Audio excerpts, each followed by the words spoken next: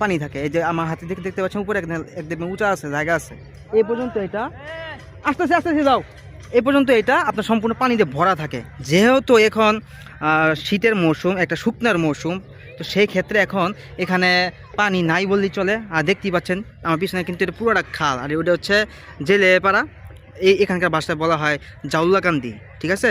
এই চাঁদপুরের ভাষায় গ্রামকে বলা হয় কান্দি, তো সেই ক্ষেত্রে এটা হচ্ছে জাউলাকান্দি। আর আমি যখন খুব ছোট থাকতাম, ছোটো যখন ছিলাম, ছোট থেকে আমি এখানে আসতাম, ঘোরাফেরা করতাম মামার সাথে, এই খালে আমি গোসল করতাম। এই খালে আমিও গোসল করছি যখন বর্ষার মৌসুমে। কিন্তু এখন যেহেতু এখন শীতের মৌসুম, ওই রকম পানি টানি নাই।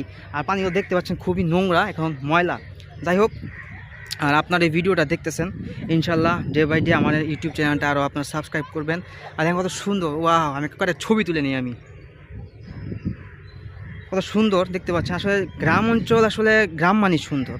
আর এখন আমরা চাঁদপুর থেকে এখন ঢাকার উদ্দেশ্যে রওনা দিব। সো আপনারা যারা ভিডিও